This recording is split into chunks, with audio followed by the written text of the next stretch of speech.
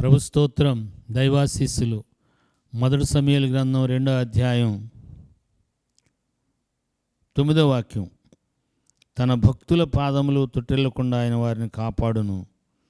దుర్మార్గులు అంధకారమందు మాటు మణుగుదురు. బలము చేత ఎవడనూ జయమునందడు. ప్రభు తన మాట మన కొరకు దీవించునుగాక. ప్రియమైన దేవుని పిల్లలారా, ప్రభువారు చెప్పినట్లుగా, భక్తులు చెప్పినట్టుగా నిలబడ్డానని తలంచేవాడు పడిపోకుండా చూసుకోవాలి. భక్త పౌలు గారు అయితే ఇంకా శ్రేష్టంగా, నీవు అంటుకట్టబడటానికి ఒలీవ కొమ్మని ఇరిచి పక్కన పడేసాడు.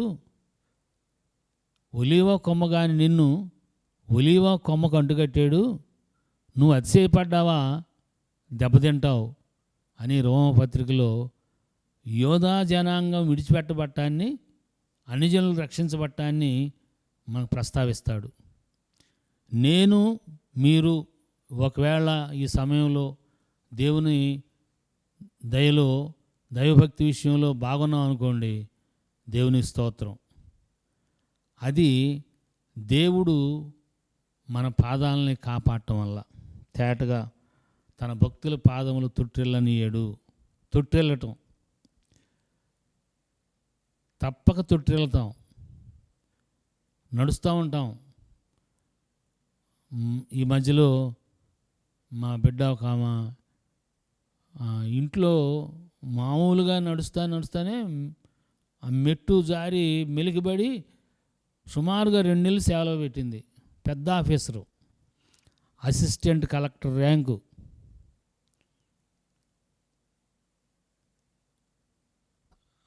నడుస్తానే అసలు కాలు కదపడానికి లేకుండా అపవాది మన మీద గురి పెడతాడు. కానీ మనల్ని పాదాలు తొట్టిల్లు పడకుండా కాపాడుతుంది దేవుడే. నేను చాలాసార్లు కాళ్ళు దెబ్బతినాలి, కానీ తినలా. చాలాసార్లు తొణికిని బెణికిని, కానీ అపాయం ఏమి జరగలా. అంత మాత్రం చేత భక్తుని అనుకోవద్దు,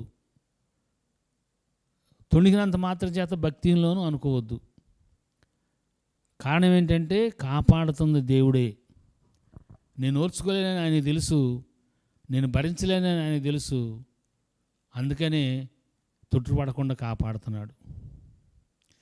కొందరిని మరణానికి అప్పగిస్తున్నాడు, కొందరిని హింసకు అప్పగిస్తున్నాడు, కొందరిని శ్రమకు అప్పగిస్తున్నాడు. వాళ్ళు భరించగలరు. యోబు గారు అయితేనే భరించగలడు, ఇంకొకళ్ళు పనికిరారు. మనం దేనికి పనికి వస్తామో దానికి వాడుకుంటాడు. అందరికి అన్నీ పనికిరావు. మనం ఉన్న స్థితిలో నడిపించబడుతున్నామంటే దేవుడు ఆ స్థితిలో కాపాడుతున్నాడు. మనం ఏ స్థితిలో ఉన్నానో ఆయన కాపాడుతున్నాడనే సత్యం ఎప్పుడైతే మనకు అర్థమవుద్దో, మనం దుర్మార్గులుగా ఉండం, అంధకారంలో నశించం, విశ్వాసంలో స్థిరం అవుతాం. నేను బాగానే ఉన్నాను, బాగా సేవ జరుగుతుంది, బాగా ప్రార్థన చేస్తున్నాను, బాగా ఉద్యోగం చేస్తున్నాను, బాగున్నాను. బాగుండాలి, అదే దేవుని కోరిక. చాలా బాగుండాలి, మనం చాలా బాగుండాలి. మన బిడ్డల కోసం ఇప్పుడు తల్లిదండ్రులు అందరూ ఎవరి కోసం ప్రయాసపడుతున్నారు? బిడ్డల కోసమే. కానీ పెద్ద ఆఫీసర్స్ పిల్లలు, మరి ఎమ్మెల్యేలు ఎంపీలు పిల్లలు చేసే దురాగతాలకి హద్దు అదుపు లేకుండా పోయింది.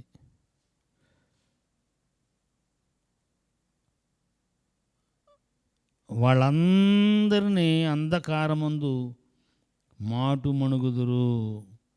బలము చేత ఎవరు జయమునందరు. యెహోవా యందు నాకు మహాబలము కలుగుతుందనేది మాట్లాడిన తల్లి ఈ మాట మాట్లాడుతుంది. హన్నా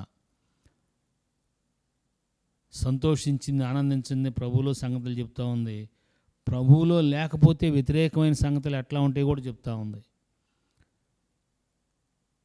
ధైర్యంగా హెచ్చరించే స్వభావం కలిగింది. ధైర్యంగా దేవుని ఆత్మ ద్వారా మాట్లాడగలిగే అభిషేకం ఉంది. బలము చేత ఎవడు జయించడు.